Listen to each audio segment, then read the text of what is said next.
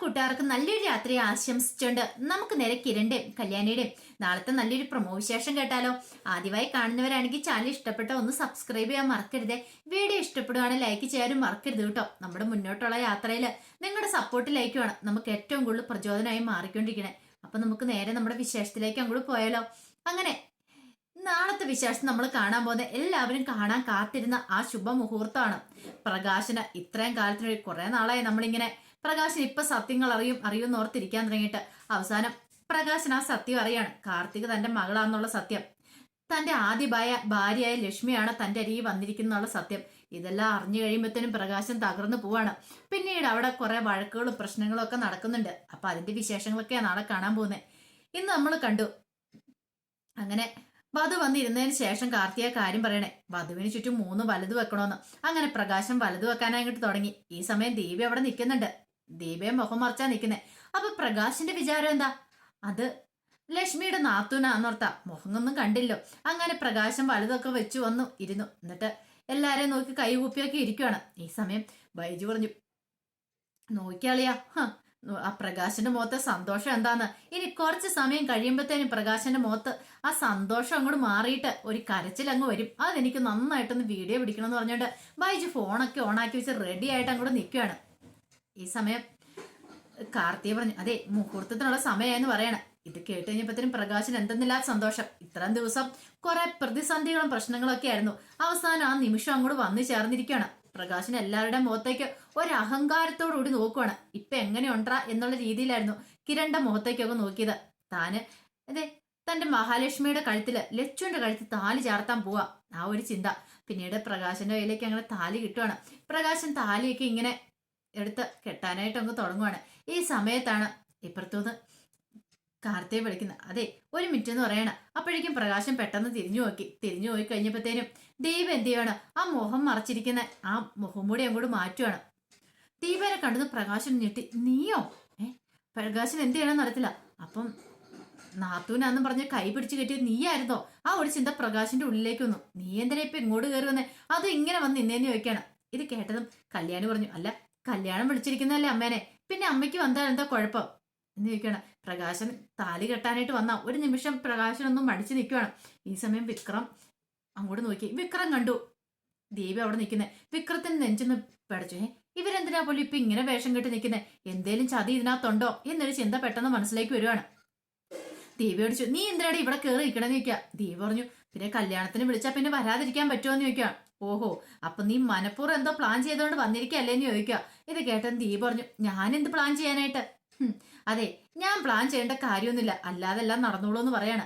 ഈ സമയം മണ്ഡപത്തിലിരുന്ന രാജപ്പട്ടം ബാലനോട് പറഞ്ഞു, അല്ല അത് പ്രകാശിന്റെ ആദ്യ ഭാര്യയല്ലേ, അവർ ഈ കല്യാണം കൂടാനായിട്ട് ഇവിടെ വന്ന് നിൽക്കുന്നുണ്ടായിരുന്നു, അത് മുഖം മറിച്ച്.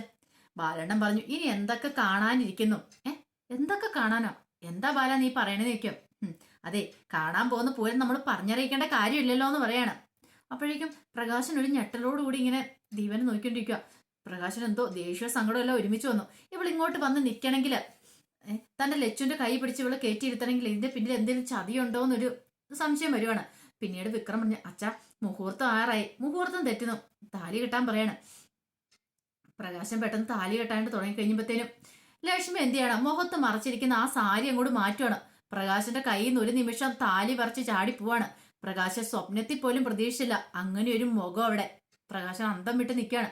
പെട്ടെന്ന് പ്രകാശൻ വിളിച്ച്, അച്ഛൻ എന്താ താലി കെട്ടാത്തെന്ന് ചോദിക്കണം. അപ്പോഴാണ് വിക്രം ആ മുഖത്തേക്ക് നോക്കുന്നത്. ലക്ഷ്മിനെ കണ്ട് ഒരു നിമിഷം വിക്രം ഞെട്ടിപ്പോവാണ്. ഇത് അച്ഛന്റെ ആദ്യ ഭാര്യയാണല്ലോ എന്നൊരു ചിന്ത. നീയോ? നീ എന്തിനാ ഇവിടെ കയറിയിരിക്കുന്നത്? നീ എങ്ങനെ ഇവിടെ വന്നെന്നൊക്കെ ചോദിക്കുക. ഇത് കേട്ട് കഴിഞ്ഞപ്പോഴത്തേനും ലക്ഷ്മി പറഞ്ഞു, എന്നെ ഇവിടെ ഒട്ടും പ്രതീക്ഷിച്ചില്ലല്ലേ, 3ാം കല്യാണത്തിന് വേണ്ടിയിട്ട് നിങ്ങള് ഇങ്ങനെ ധൃതി പിടിച്ച് വന്നു കഴിഞ്ഞപ്പം ഇവിടെ വന്നിരിക്കുന്നത് ഞാനാന്ന് പ്രതീക്ഷിച്ചില്ലല്ലേ എന്ന് ചോദിക്കണം. ഇതിലെന്തോ ചതിയുണ്ട്. നീയും ആ കിരണും കല്യാണി എല്ലാവരും ചേർന്ന് എന്തോ ചതി ചെയ്തിരിക്കുന്ന. സത്യം പറ, എന്റെ ലച്ചുവിനെ നിങ്ങൾ എന്ത് ചെയ്തു? എന്റെ മഹാലക്ഷ്മിനെ നിങ്ങൾ എവിടെയോ ഒളിപ്പിച്ചിട്ട് നീ ഇവിടെ കയറിയിരിക്കുന്ന സത്യം പറയടിന്ന് പറയാണ്. നീ എന്താ പ്രകാശ വിചാരിച്ചോണ്ടിരിക്കണേ? നിന്നെ കല്യാണം കഴിക്കാനായിട്ട് 3ാമതൊരു പെണ്ണിങ്ങോട് വരുമെന്നോ? ദേ അതൊക്കെ നിന്റെ വെറും തോന്നല് മാത്രമാണെന്ന് പറയാ. ഇത് സത്യം പറഞ്ഞോണം. അപ്പത്തേനും കിരൺ അങ്ങോട്ട് വന്നു, സത്യം പറയടാ, നീ അവളെ എന്താ ചെയ്തെന്ന് ചോദിച്ചുകൊണ്ട് പ്രകാശ് നിങ്ങൾ ചാടി എഴുന്നേക്കുവാണ്. അപ്പോഴേക്കും വിക്രം കൂടെ വന്നു, അച്ഛാ ഇതെന്തോ ഇവര് പ്ലാൻ ചെയ്തിരിക്കുന്ന, ഇതൊന്നും വിശ്വസിക്കാൻ പാടില്ല. പെട്ടെന്ന് എന്റെ കാർത്തിയുടെ അടുത്തേക്ക് എല്ലുവാണ്. എന്താ മോളെ ഇതൊക്കെ? ഇതെന്തേ കാണുന്നേ? ഇത് നിന്റെ അമ്മ എവിടെ? ഇവരെന്തേലും തന്ത്രം മെനഞ്ഞിട്ടാണോ ഇങ്ങനെ വന്നിരിക്കുന്നത്? സത്യം പറ, എന്തൊക്കെയാ ഇവിടെ നടന്നുകൊണ്ടിരിക്കുന്നത്? ഇത് മുഹൂർത്തത്തിനുള്ള സമയം എന്ന് പറയണം. ആ സമയം മണ്ഡപത്തിലല്ലേ ഇന്ന് എല്ലാവരും എഴുന്നേറ്റു. അവർക്ക് മനസ്സിലായി പ്രശ്നം രൂക്ഷമാണ്, എന്തോ പ്രശ്നങ്ങളൊക്കെ ഉണ്ടെന്നുള്ള കാര്യം. ആ സമയം രാജപ്പണ്ണും പറഞ്ഞു, എന്താടാ ബാല ഇത്? ഇത്തവണ കല്യാണം മുടങ്ങുമോ? എന്റെ പണം എനിക്ക്. നിങ്ങളുടെ പണം, പ്രകാശിന്റെ ജീവൻ അവിടെ പോയിക്കൊണ്ടിരിക്കുമെന്ന് പറയാണ്. പണമൊക്കെ ഇനിയിപ്പോ ഗോവന്ത വരച്ചാൽ മതി, അത് കിട്ടുന്ന ലക്ഷണം കാണുന്നില്ലെന്ന് പറയാ. അങ്ങനെയാണെങ്കിൽ ഞാൻ പ്രകാശനെ കൊല്ലത്തുള്ളൂ, ഒന്നും രണ്ടും അല്ല, 10-22 ലക്ഷം രൂപയെന്ന് പറയാണ്. ഇത് കേട്ടതും ബാലണ്ണൻ പറഞ്ഞു, ഞാൻ അപ്പോഴേ പറഞ്ഞില്ലേ കൊട്ടയായിട്ട് പോരാനായിട്ട്, പണം കൊണ്ടുപോകാനായിട്ട്. ഇപ്പൊ എങ്ങനെ ഇരിക്കണം എന്ന് ചോദിക്കുവാണ്. ഈ സമയം ഇതെല്ലാം കേട്ട് കഴിഞ്ഞപ്പോഴത്തേനും പെട്ടെന്നാണെങ്കിൽ വല്ലാത്തൊരവസ്ഥയായിപ്പോയി രാജപ്പണ്ണിന്. ദൈവമേ, തന്റെ പണവും പോയി, എല്ലാം പോയെന്നൊരവസ്ഥയെ.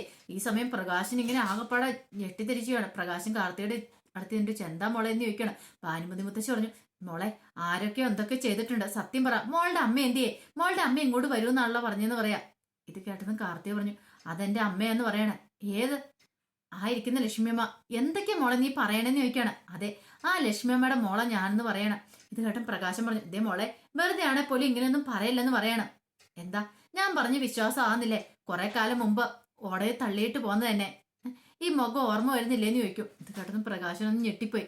പ്രകാശനാണെങ്കിൽ എന്ത് ചെയ്യണമെന്ന് അറിയത്തില്ല.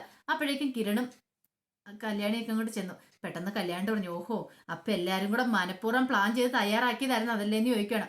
ഇത് കേട്ടപ്പോ ലക്ഷ്മി പറഞ്ഞു, എന്താ സംശയം? ഒരു സംശയം വേണ്ടെന്ന് പറയണേ. കാത്തിരിക്കുവായിരുന്നു ഇങ്ങനെ ഒരു അവസരത്തിന് വേണ്ടിയിട്ട്. അതെ, പെൺകുട്ടികൾ എന്ന് പറഞ്ഞാൽ നിനക്ക് ചതുർത്ഥി അല്ലായിരുന്നോ? പെണ്ണുങ്ങൾ എന്ന് പറഞ്ഞിട്ടുണ്ടെങ്കിൽ നിനക്ക് ഇഷ്ടമില്ലായിരുന്നല്ലോ.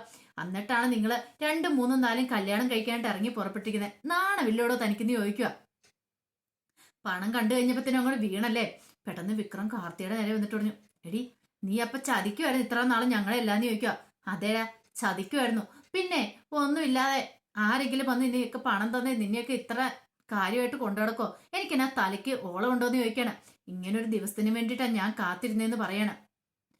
വിക്രത്തിന്റെ എല്ലാം സർവ്വ പിടിയും വിട്ടുപോയി. കാരണം MD കസാലിരിക്കുക, അതെല്ലാം തകർന്നു പോയല്ലോ എന്ന് ഓർത്തിട്ട്. പെട്ടെന്ന് വിക്രം ഒന്ന് പ്രകാശനോട് പറഞ്ഞു, ഇതെല്ലാരും കൂടെ ചേർന്നിട്ടുള്ള ചതിയാച്ചാ, ഇത് വെറുതെ വിടലെന്ന് പറയണം. പെട്ടെന്ന് തന്നെ കിരണം കൂടി ചാടി കയറി വന്നു. അപ്പൊ കാർത്തികയുടെ നേരെ തിരിയാൻ തുടങ്ങിയപ്പോ തന്നെ കിരൺ ഇടയ്ക്കേക്ക് കയറിയപ്പോ തന്നെ വിക്രം അടിക്കുവാണ്. അങ്ങനെ അങ്ങോട്ടും ഇങ്ങോട്ടും തല്ലും വഴക്കുമായി. അവസാനം ലക്ഷ്മി അമ്മയും കൂടെ ഇടപെട്ടു. എല്ലാരും കൂടെ ഇടപെട്ട് അടിയും വഴക്കുമായി കഴിഞ്ഞപ്പോഴത്തേനും ബാലണ്ണം പറഞ്ഞു, ഇനി ഇവിടെ നിന്നിട്ട് കാര്യമുണ്ടെന്ന് തോന്നില്ല. ദേ രാജപ്പണ്ണ, ജിയോ മേടെ ഓടി രക്ഷപ്പെട്ടോ, പൈസയൊന്നും കിട്ടാൻ പോകുന്നതെന്ന് തോന്നില്ല. പ്രകാശൻ ഇതോട് കൂടിയിട്ട് ചങ്ക് പൊട്ടി ചാവും തോന്നേ. ദേ ഇനിയിപ്പോ രാജപ്പണ്ണന്റെ പൈസയൊക്കെ വെള്ളത്തിൽ വരച്ച് വര പോലെ ആയിരിക്കും എന്ന് പറയാം. എന്റെ ഭഗവാൻ എന്ന് പറഞ്ഞു നെഞ്ചി തടിച്ചുകൊണ്ട് രാജപ്പണ്ണ കൊണ്ട് പോവാണ്. ഈ സമയം പ്രകാശനാണ് കട്ടക്കലിപ്പായിരുന്നു. പ്രകാശനം വിട്ടുകൊടുക്കാൻ ഭാവമില്ലായിരുന്നു. അങ്ങോട്ടും ഇങ്ങോട്ടും അടി ഉണ്ടാക്കുവാണ് കിടന്നിട്ട്. പിന്നീട് വിക്രം പറഞ്ഞു, ഒന്നിനെ ഞാൻ വെറുതെ വിടാൻ പോകുന്നില്ലടാ. എന്നെയൊക്കെ ഈ അവസ്ഥയിലാക്കിയിട്ടുണ്ടെങ്കിൽ ഇതിനൊക്കെ പകരം എണ്ണി ഞാൻ ചോദിക്കുമെന്ന് പറയണം. പിന്നീട് കല്യാണിന്റെ അടുത്ത് നിന്നിട്ട് പറഞ്ഞു, എനിക്കറിയായിരുന്നേ നീയൊക്കെ എന്തെങ്കിലും തന്ത്രം ഒപ്പിക്കുന്ന, എന്നാലും ഇത്രയ്ക്ക് പ്രതീക്ഷിച്ചില്ല എന്ന് പറയണം. പിന്നീട് കാർത്തിയോട് പറഞ്ഞു, കൂടെ തിന്നിട്ടുള്ള ചതിയുണ്ടല്ലോ, ഇത് പൊറുക്കാൻ പറ്റുന്ന കാര്യമല്ല. ഇത്രയും കാലം കൂടെ നിന്നിട്ട് ചിരിച്ചോണ്ട് നിന്നിട്ട് നീ ചതിക്കുമായിരുന്നു അല്ലേന്ന് ചോദിക്കും. കാർത്തിക പറഞ്ഞു, അതെ ചതിക്കുമായിരുന്നു, മനസ്സിലായില്ലായിരുന്നോ എന്ന് ചോദിക്കും. ഇത്രയും കാലം നിന്നെയൊക്കെ കൂടെ പിടിച്ചിട്ടുണ്ടെങ്കിൽ അതിന്റെ പേരിൽ വ്യക്തമായ ലക്ഷ്യമുണ്ടായിരുന്നു. നിന്റെ അച്ഛൻ ചെയ്ത ചതിയുണ്ടല്ലോ, അത് പൊറുക്കാനും ഒന്നും ഒരിക്കലും പറ്റുന്ന കാര്യമായിരുന്നില്ല. പിന്നെ നീയും എന്താ ചെയ്തോണ്ടിരുന്നേ? ഇതൊക്കെ തന്നെയല്ലേ ചെയ്തോണ്ടിരുന്നേന്ന് ചോദിക്കണം. ഭാനുമതി അമ്മ അവിടെ നിന്ന് ഭ്രാഗമാണ്.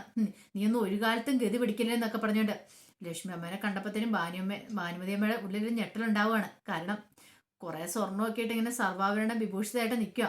ഈ സമയം കല്യാണം വെച്ച് നോക്ക്, 2 അമ്മമാരുടെ മുഖത്തേക്ക് നോക്കി, എന്തൊരു ഐശ്വര്യമാണ്. എന്നിട്ടാണ് തങ്ങൾ വേറെ 3ാമത് കല്യാണം കഴിക്കാനായിട്ട് ഇറങ്ങി പുറപ്പെട്ടെ. നാണമില്ലടോ അച്ഛനാന്ന് പറഞ്ഞ് നടക്കണമെന്ന് പറയണം.